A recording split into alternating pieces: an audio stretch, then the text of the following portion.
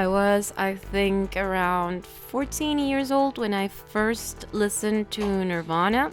I mean, everyone has listened to Smells Like Teen Spirit, right? I mean, really listened to Nirvana. Beyond the songs that played on VH1, beyond the behind the musics. I can't remember exactly what it was that drew me closer and closer to the band. It must have been around 2007, so there was no real reason for them to be specifically on my radar. Due to the fact that I have already absolutely bared my entire self on this channel, I see no reason now to get shy. I started getting into rock to impress a boy from high school. I was already into punk rock at the time. I liked the classics, the Ramones, the Clash, some Sex Pistols. I was finding myself and felt absolutely too cool for school when I met this drummer guitarist dude. He introduced me to Metallica and Maiden. While I admit that both bands are pretty high up on the mainstream scale of heavy metal, I gotta recognize that they were my starting point for discovering a lot of the other bands I love to this day. And again, no need to be meek or shy anymore, I still absolutely love Metallica. But there was no reason for me to get into Nirvana as much as I did. No one introduced me to them. No one really recommended any of their songs to me. It appears I just organically gravitated around them.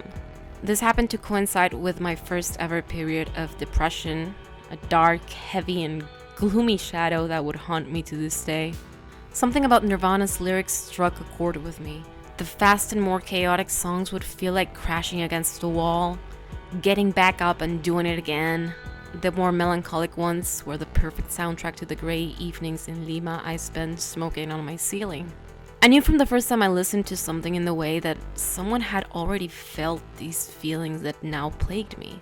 At the moment, it was shocking to even imagine that somebody else felt this wrong, this bad. How could there have ever existed another person with the same sensation of hollowness?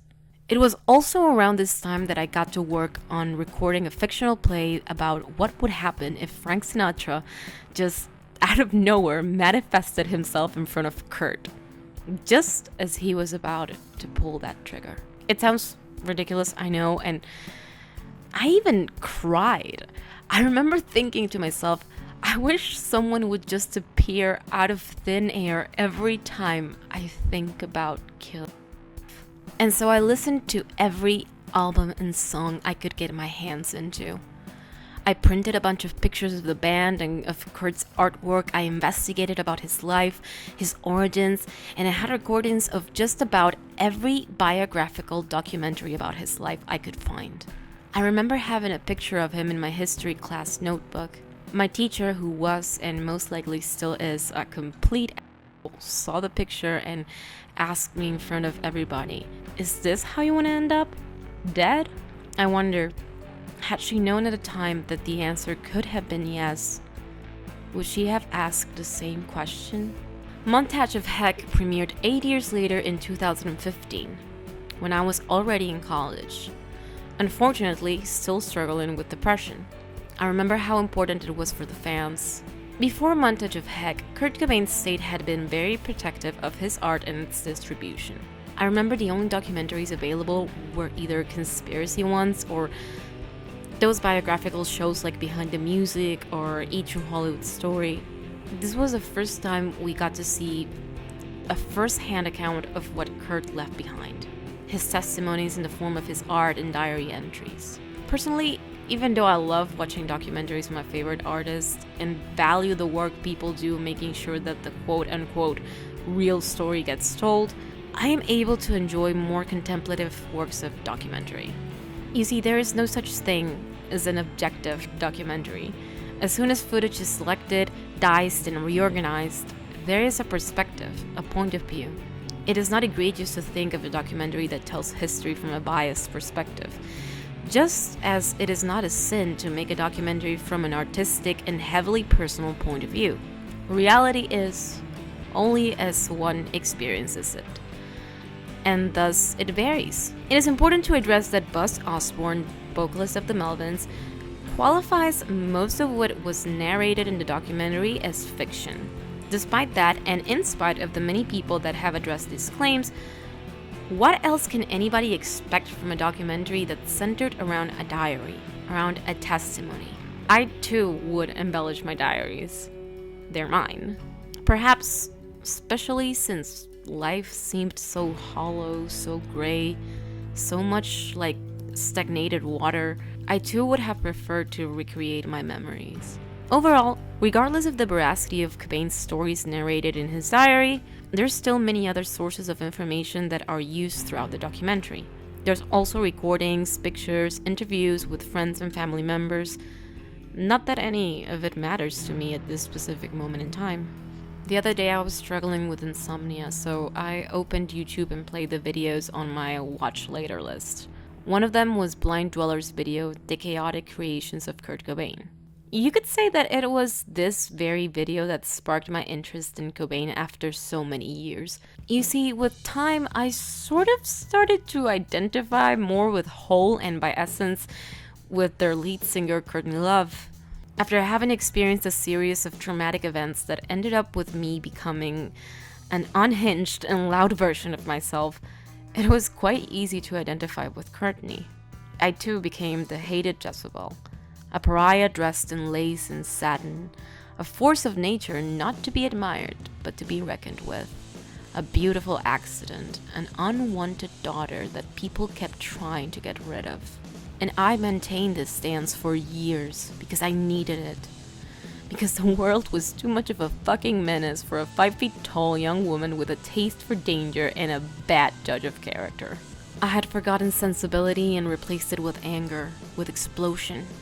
I had forgotten contemplation and embraced catharsis. As an artist myself, it felt like managing two different selves. I left Kurt resting and took Courtney on for a ride that would leave my knuckles bloody and bruised. But now, 15 years after the first time I sat through Nirvana's MTV Unplugged with candles on, daydreaming about a state of being that finally got rid of all this pain and emptiness, was I ready to sit back and contemplate again what made me fall in love with Nirvana? Was I ready to go back to my teenage years and open the door for that scared and innocent part of me that still felt empty, in pain and alone? Should I let this part of me take the wheel just for a while? Brilliantly edited, the movie begins with a montage of what I would call familiar American scenes. Whether these are scenes from movies Kurt might have watched when he was young or just stock footage of white picket fence post-war America, the introductory collage gives the viewer a first glance of experiencing the normal. Scenes from when he was born. America in a nutshell, before he was old enough to transform it. To me, this is the perfect introduction to the Cobain's family footage we see immediately after. Since the footage itself feels like an extension of this normal America.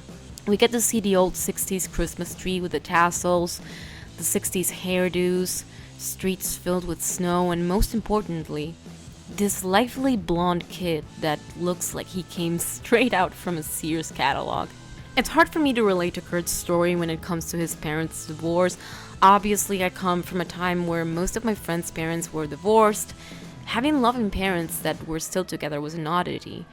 So I always kind of thought it was just another rite of passage that comes with growing up. I honestly wish I could understand the feel of having your parents divorced back in the 70s. Really, I mean, I get that society was different. I know that people were more conservative and divorces were rarer. I just wish I could empathize on a more intimate level. The fact of the matter is, young Kurt felt so alienated from his new family structure. He didn't even feel welcome to be in his own house. Was it his house anymore? I can empathize with those feelings though. Both my parents got new partners after their divorce and subsequently had their own kids. Although I felt welcomed by my brothers and sisters and in my parents' houses, was that my house? Could I choose to stay with them if I so wanted? Would they want me there? I was adopted by my grandmother, so eventually I had a house of my own. A place I could say without a shadow of a doubt was mine and no one else's. As far as the spectator knows, Kurt didn't have that as a teen. Kurt's diaries give the audience the impression that absolutely no one in his family actually cared to take care of him, that no one wanted him in their lives. It's quite hard to figure out if the story he tells is real, especially after the fact with Kurt no longer alive. But what I wish to emphasize here is not the way others perceived this aspect of Kurt's life, or even if his family felt or acted as he describes. What matters to me is that that's how he felt, no matter the intentions of anyone around him. And those feelings of abandonment grow and grow like a cancerous mass on the core of our bodies. If we don't do something, we end up drowning in those feelings, growing from them and not around them. The documentary fast forwards from the janitorial days to the bleach days and soon enough to the Nevermind days in a montage of diary entries, drawings, and performances. According to the biographer Charles R. Cross, who also worked with Kurt's diaries when writing and compiling artwork for his book Cobain Unseen, Nirvana toured unsuccessfully for 4 years trying to get a record deal before actually making it. Much like me trying to make something out of my bachelor's degree here on YouTube, even after the release of Bleach and Nevermind, Kurt struggled to make ends meet and had to manage without a steady income until the music business proved to be fictitious. In reality, Kurt wouldn't enjoy the money that came with his dreaded fame for any longer than a couple of years. Dread. What a concept. Just as it occurs with anxiety, the fear of nothing and everything at all times, not many people are aware that it can manifest itself in very painful and diverse physical forms. I remembered when I had panic attacks in the middle of the night. I would have given anything to stop them immediately.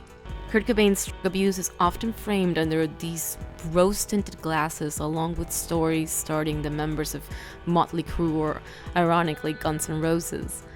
The discourse around substance abuse in rock and music in general has been for so long associated with the wild life musicians enjoy after reaching success, as just another rock and roll thing that comes with the business. Rock stars are not addicts. They're just that, right? Rock stars. It's expected of them to be wild.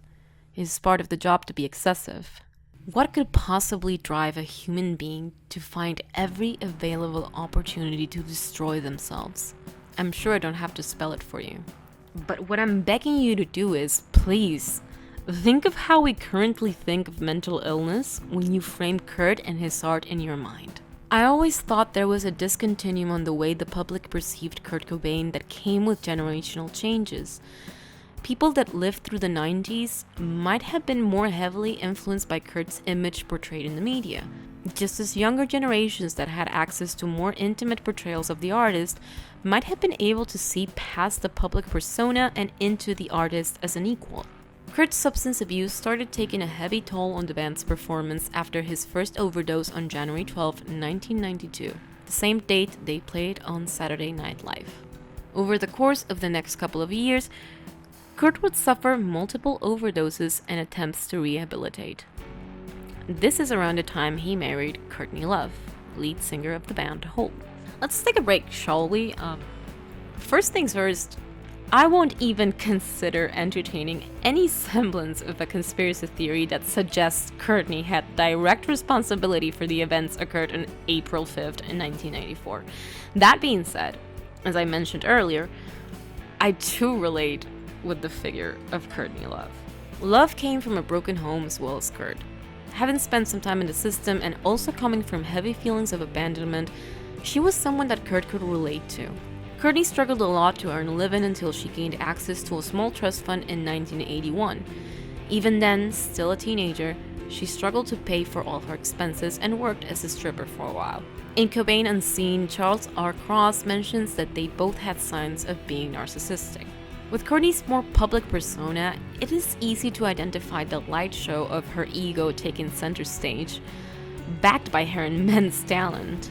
However, it might have been a bit more difficult to notice this in Kurt, since he seemed to be more reserved. The fact of the matter is that they both had specific visions for their bands and music, and were absolutely in complete control of the creative process for their albums.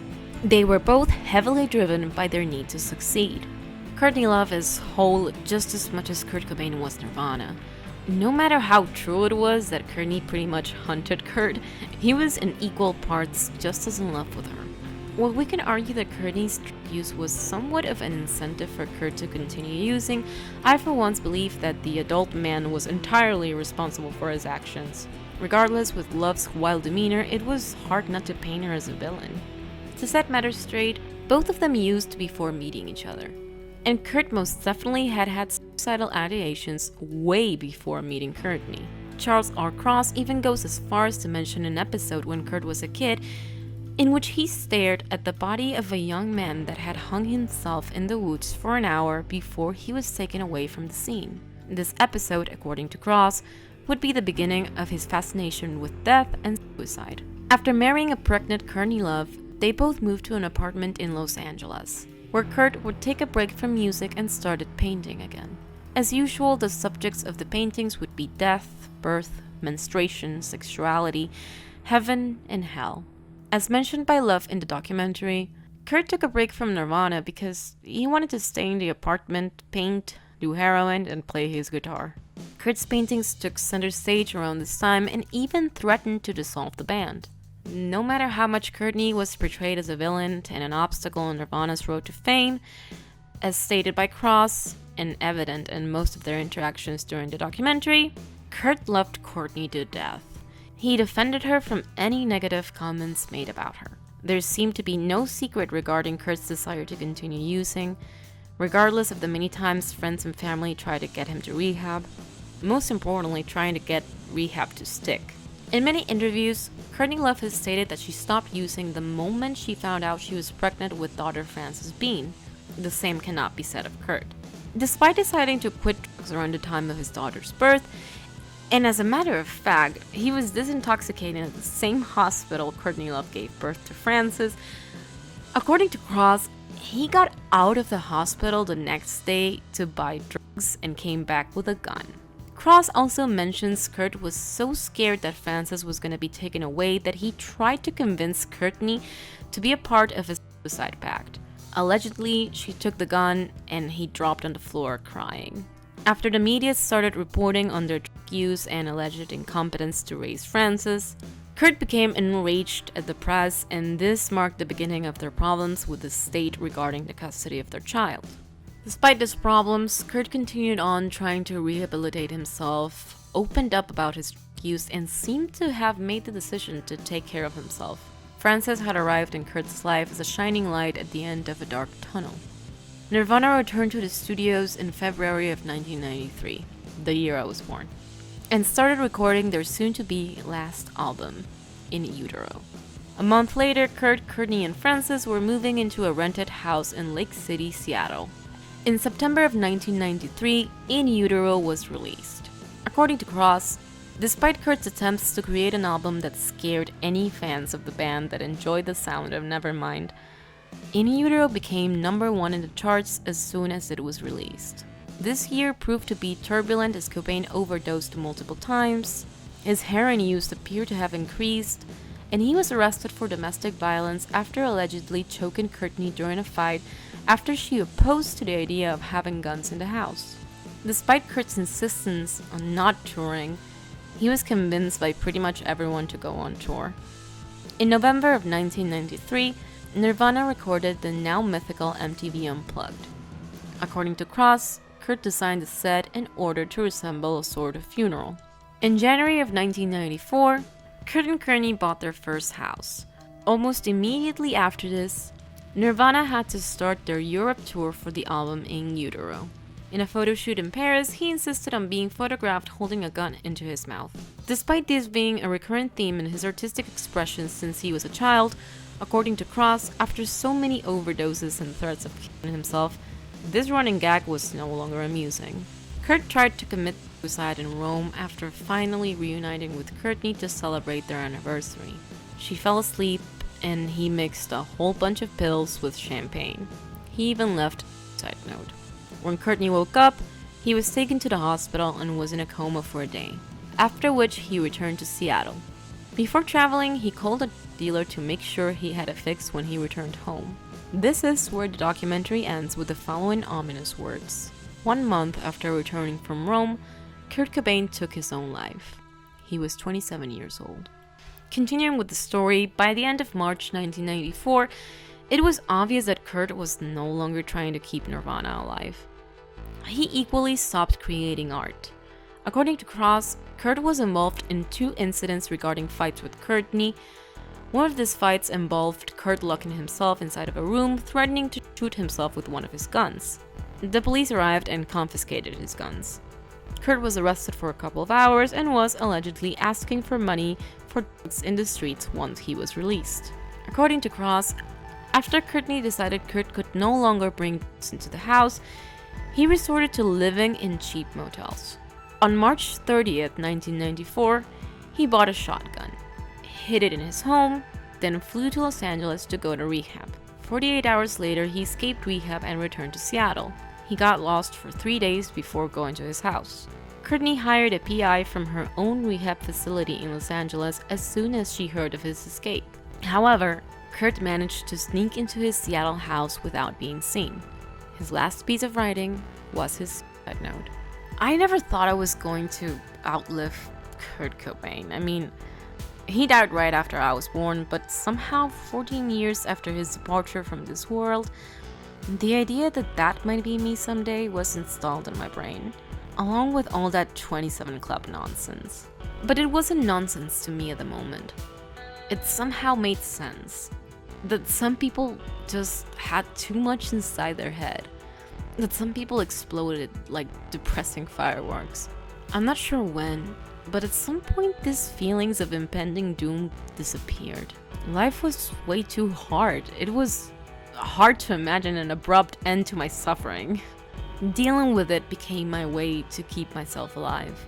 I was living out of spite until I realized I had surpassed 27 and was making something out of my life. In 2015, when Montage of Heck was released, footage of Kurt Cobain and the state he was in the last months of his life were made public for the first time in 21 years.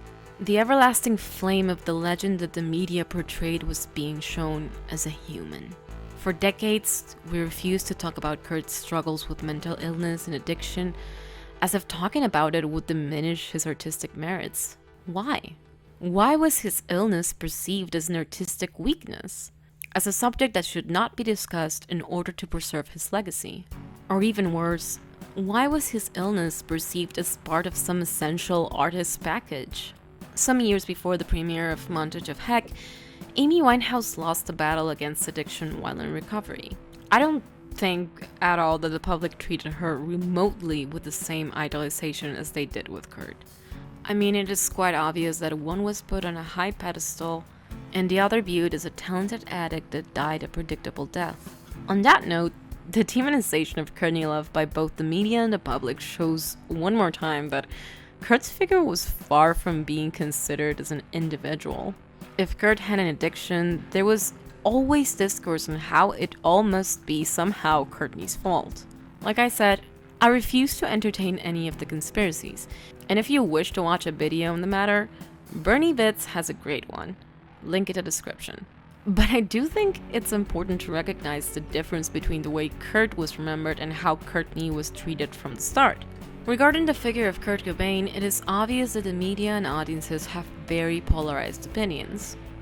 But what stuck with me is how fans always seem to have more personal opinions that could even contradict facts about his life or personal accounts of the people that knew him. Dave, Chris, or Courtney could come up with an anecdote or a story about Kurt, and if it's not to the liking of certain fans, these fans would go as far as to outright deny what's been said, as if they knew him better than their actual friends and family. No one in this world will ever get to know the truth of what was going on in Kurt's head, and his diaries, interviews, and testimonies could be the closest we will ever get to an actual truth, even if sometimes even Kurt himself would tell contradictory stories of what happened. It is because of his testimony that I condemn the way Courtney was vilified to the extreme. It is quite clear from his own account that he loved her and Frances more than anything in this world. Also, the idolization of Kurt Cobain has to stop. People keep putting Kurt on this pedestal that turns him into a saint. which keeps us from discussing all the important things that surround his life and death. We need to talk about substance abuse. We need to talk about mental health. At the very least, we owe them that. Not just Kurt, but everybody involved. Everybody whose lives could have been improved if we only cared about celebrities, musicians, and artists as human beings. If we only cared about their mental health, about their humanity, and not just about how profitable they are. Despite how hard it is to get everyone in Kurt's life to agree on anything, if there's anything to say about the documentary, is that for the first time, we get to see Kurt Cobain, the person, the father, the son. Flawed, passionate, creative. We get to see him in his own words. Thank you for staying all the way to the end. If you wish to support me on Patreon, the link is in the description. On that note, I would like to thank my patrons, Regina, Diego, Luigi, Maggie, who also has a YouTube channel in Spanish about her experience migrating to Germany, link in the description, my uncle, and my grandma, of course, who are not only patrons but also help me on my day-to-day. If you liked the video, please like and subscribe. I usually make videos about media, including movies, series, and anime. Thank you so much. I'll see you the next time.